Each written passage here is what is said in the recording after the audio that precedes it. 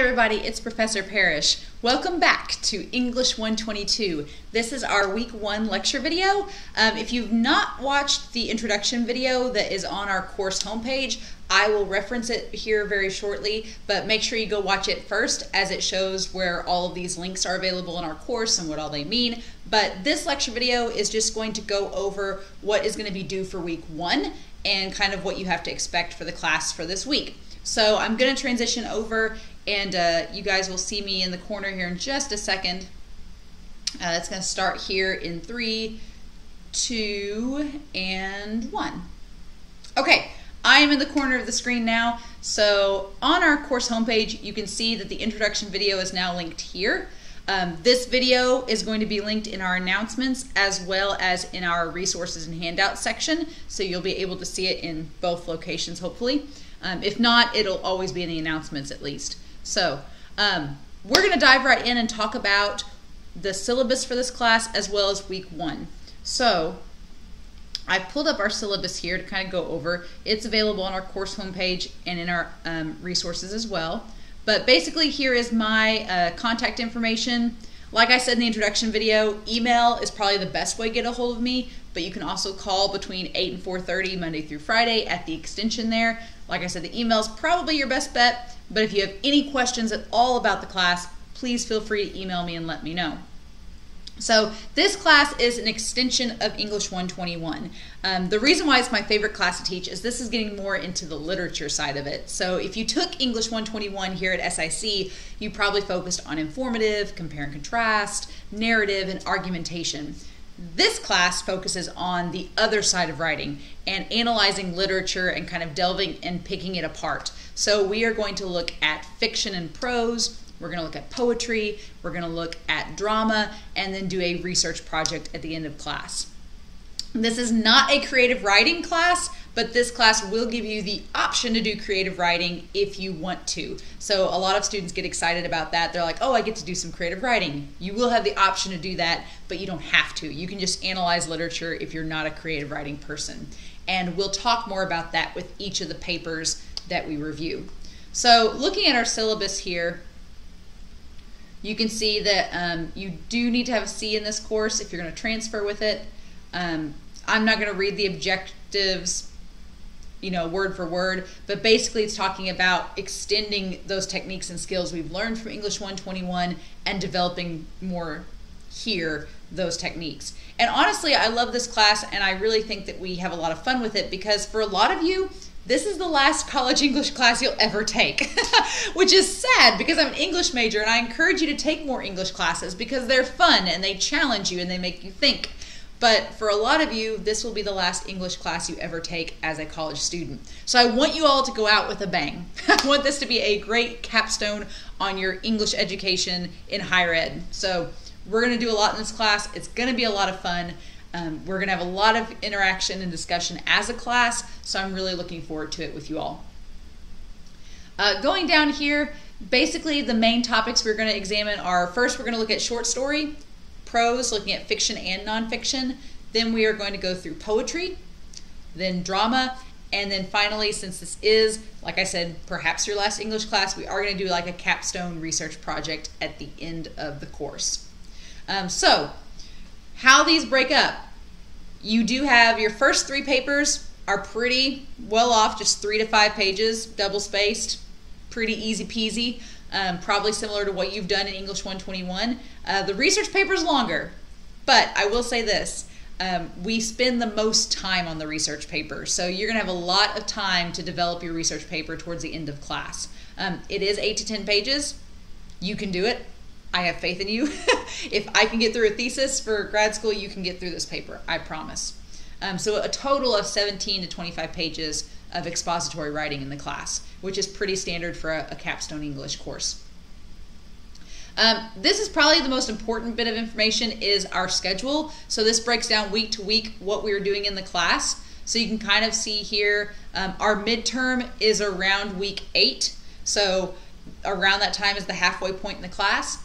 And then we go on towards finals. So you'll see here, like I said, that final paper, we're going to start on it like the week before Thanksgiving. So you're going to have, you know, about 5 weeks to work on it. So that's a little bit more than our other papers. You'll notice that there are a couple weeks we do not have discussion forums, and those are listed there. Textbook wise, the big thing is, as I said in our introduction video, this sadly may be one of the last semesters we use this textbook. I know it's big and obnoxious and heavy, but I absolutely love this textbook. It is getting dated, but the works in it are great. There's so much that you have to choose from here, and the terminology that we talk about is really, really, really important. So I find it a great textbook, but this may be one of the last semesters we use it. So we're going to soak it all in this last one. You do need this book. This book is mandatory. 90% of our coursework comes from this textbook, so make sure you have it. As far as the Cengage handbook, if you've kept it from English 121, awesome. The main thing we're using this handbook for is for supplementary help. So if you are still struggling with any parts of grammar, if you want to use it for MLA help, for citations, that is great. Since you already have it, you might as well use it. It is extremely helpful in terms of that. We don't focus a lot on grammar in this class because at this point, you've taken English 121, you've taken other college classes. I'm assuming that you are functional in grammar and mechanics. If I start to notice a pattern with student work, like if everybody's struggling with commas, then we'll take a break and we'll focus on a grammar assignment on that. But I've really yet to do that. For the most part, most of the students I've had in English 122, you guys are all proficient in grammar enough that we don't have to focus on it. If you need to find your textbook, you can go to sicbookstore.com and you can look up the ISBN number. Get this Discovering Literature textbook ASAP if you don't have it. We're not going to use it this week, but starting next week, we will be using it. So make sure that you have it. Plagiarism, write your own stuff. That's the biggest thing. I know you guys have become hammered on plagiarism. However, you do have to cite work that's not yours, research that isn't yours. You have to cite it. You have to give credit where credit is due, and I will call you out on it if I see that it's a problem. You will receive a 0 from the assignment the first time it happens. The next time you will fail the course. So, and as you can see from the assignments in here, there's a lot of points designated to them. You don't want to miss those points. So just don't plagiarize. Just make sure to cite and use MLA if you do any type of research. And otherwise, write your own stuff, because as any English teacher or college professor will tell you, I do get accustomed to knowing what your writing style is. So over time, if suddenly your writing style completely changes from what it has been the last 6 weeks, I'm going to question it. And always remember that your college instructors, we were college students too. So anytime students try to cheat on assignments, I'm like, I know where you're coming from, but you shouldn't do it. So just keep that in mind. As far as the grading scale goes, this class does have a lot of points. There's 1,300 points in this class. It's a lot, but I like that because that means it is balanced throughout the semester. I am not one of those instructors that's like, okay, we're going to take 2 tests and those 2 tests determine your entire grade. No, your work throughout the entire course determines your grade. As you can see here, our first 3 papers are worth 100 points each. If you follow the guidelines that you'll get for each of these papers and you turn them in on time, you should do well in these papers. You do get a chance to revise the first 3 papers. So those 300 points should be pretty easy to get. The final paper is worth, since it's twice the length, it's worth twice the points, and we'll talk more about it when we get closer to it. You do have some tests in the class. There are 4 exams over prose, poetry, drama, and MLA. They're worth 25 points each. And then your final exam is worth 100 points, and it's a cumulative exam. And they're going to be like basically once a month. And the assignments that we do, your outlines, reading responses, video responses, those are all going to be assignments. And then we'll have 15 discussion forum posts that are going to be worth 20 points each. So pretty much the class is balanced from end to end. I tell students this every semester. Most of the students in my class make 3 grades. They either make an A, a B, or they fail. And that's pretty much it. If you do all of the work in the class and you turn it in on time, you will probably get an A or a B in this class. If you don't turn all the work in each week and you're just doing the bare minimum, like one assignment a week, or if you're skipping the discussion forums, or if you're not turning in your papers, you are going to fail the class. This is not one of those classes that you can just rely on, oh, I'll turn in the papers and be fine. I don't have to do the other work. No, you have to do the other work. It's a very balanced course. There is no fluff assignment in this class. Everything has a purpose and a point, and we'll talk about that each week of what the point of that assignment is. So I'm not going to assign you something just to assign it. It's going to have a greater purpose in the grand scheme of things. So along with that, I do give you an entire week to do work. Assignments are due Friday and Sunday, so you have a whole week to do the assignments. And I open up work ahead of time. So I do open up folders so that you can work ahead. Because of this, I do not accept late work. And that's probably my biggest stickler. That is my pet peeve as an instructor, is that this class will move at a very steady pace, and I don't want you to get snowballed into forgetting assignments and it just snowballing and getting out of control. So I don't accept late work. If you don't turn something in, then just move on to next week and focus on those assignments. I have had some students in the past be like, oh, can I turn this in late? I'm like, nope, just move forward and forget about that's in the past. It's no longer valid. We're just going to move forward and worry about what's due now. So just keep that in mind. Obviously, the exception is if something happens outside of your control, like if you have a family emergency or a medical emergency or something happens that you can't control, please notify me and let me know, and I can work with you on a one-on-one basis. But the moral of the story with this part of the syllabus is don't wait until the last minute to turn assignments in.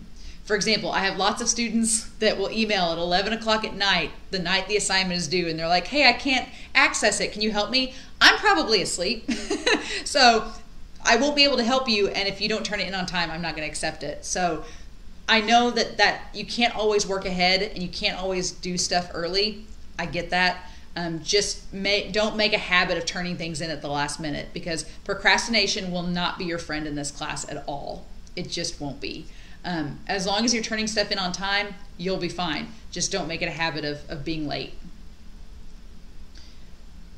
ADA accommodations, if you need any of those, there's an extension there you can contact. We utilize a program called Starfish for retention, so if I see you're doing poorly in the class, I will reach out to you from that. And then the rest of this is all just supplementary stuff for myself as the instructor. There's some code of contact, Falcon mail information at the very bottom here, but that's pretty much it. This is an online class, so you are expected to have reliable internet and a device that will let you do the assignments. If that's going to be an issue, then this class may not be for you. But if you are having technical difficulties, just feel free to let me know, because I'm always willing to help a student, but I also want that student to help themselves. So I'm always here to ask questions. There's no such thing as a dumb question. There are just questions. So please feel free to email me or call me and let me know if you have any of those. But that is our syllabus. So now let's look at what we're doing for week 1. So in our course content, you can see here that we really only have 2 assignments for week 1. One is the introduction discussion forum, which I'll show you all in a minute, and the other one is the grammar sampler. So I told you that we weren't doing any grammar assignments in this class, and so in lieu of that, at the start of the semester and at midterm, I will just do a grammar checkup, just to see where we are, make sure we cover all of our bases. In the grammar sampler Dropbox, say that 3 times fast, you're going to see a document, and I'm going to pull it up here.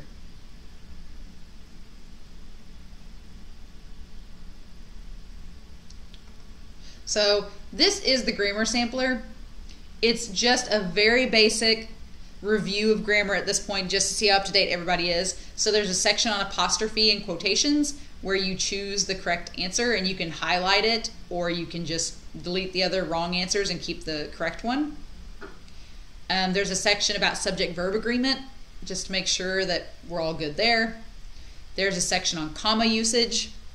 Where do commas go in this parts and these sentences? And then finally at the bottom there is 2 questions about citations, just to kind of give a little heads up about where we are in terms of MLA, because depending on whether you took English 121 here at SIC or at another institution or 10 years ago. Depends on how familiar you are with MLA and research citations. So this, I just kind of want to get an idea of what you know from that. So that's the grammar sampler. And then the other assignment for this week is the very first discussion forum. So some of these discussion forum posts, like I'll have to delete them. Those are mine from way back when. How our discussion forum works, and yeah, how our discussion forum works is that there are 20 points a week. So your forum post is worth 10 points, and that's due every Friday. And then you do 2 responses. These responses are worth 5 points each. So 10 points, 10 points, that's 20. You can submit your initial post on Saturday and Sunday if you don't meet the Friday deadline, but I will dock 5 points if you do that. So you're going to get a 5-point deduction if you turn your assignment in late. As far as the responses to your peers, oh, this is week 2. Let me go back to week 1. I was like, that seems odd. As far as your responses to your peers go, okay. As far as the peer responses go in the class, just make sure you're not too brief or too vague. Like, don't just say, I agree. You know, this is in lieu of our discussion as a class. So communicate with your peers. You're only doing 2 responses to 2 of your peers. So make sure that they are detailed, that they're answering questions, that they're giving feedback. And then in your answers, make sure that you're being detailed, that you're using proper grammar. I will take off points for spelling and grammar errors because it's an English class. So just make sure that you do that as well. And it kind of details that here. But my questions this week for our introduction is, 1, why are you attending SIC? What's your goals? Like, are you just here for generals? Are you going into nursing? What's your reasoning? Do you have questions about an online course? Is this your first online course? For some of you it may be, so I'm very curious to know like how experienced everybody is with the online format. What's your favorite part about literature or your strongest part about writing? What part are you hoping to improve? And then finally, what's your favorite genre? Fiction, poetry, or drama? Why is it your favorite? And then what is your least favorite and why? So a lot of questions here, but I really like our introduction discussion forum because it allows me to get to know you better. It allows us to kind of see how we are as a class, and it gives us a chance to kind of break the ice and get to know one another. So by Friday, your posts are due, and then your 2 peer posts are due by Sunday. So to add a post, you just click add a post, you just write it out and submit it. It's pretty easy. If you have any questions about how to submit documents, I didn't mention this in the grammar sampler Dropbox, but make sure that your documents you're submitting are Word documents or rich text format, RTF files. I don't have a MacBook, so I can't accept Pages. If you use Google Docs, you need to download your file from Google Docs and save it as a Word document and attach it from your computer. So if you have questions about this, just feel free to email me and let me know. But otherwise, those are the 2 assignments for this week. Like I said, you won't need your textbook yet. One of the reading assignments is to read chapter 1, which you can do if you have this, but if not, make sure you get this textbook this week so that you'll have it, because we're going to hit everything hot and heavy next week, starting with our first section on prose. So otherwise, if you have any questions, let me know. But I'm super excited for this class. This one's always my favorite to teach. So I'm really excited to get to know you all and to see how our class goes. But as I'll always say, let me know if you have questions. Please stay safe, be diligent, have a wonderful week. Welcome to SIC for the fall, and I will talk to you all again very soon. Bye.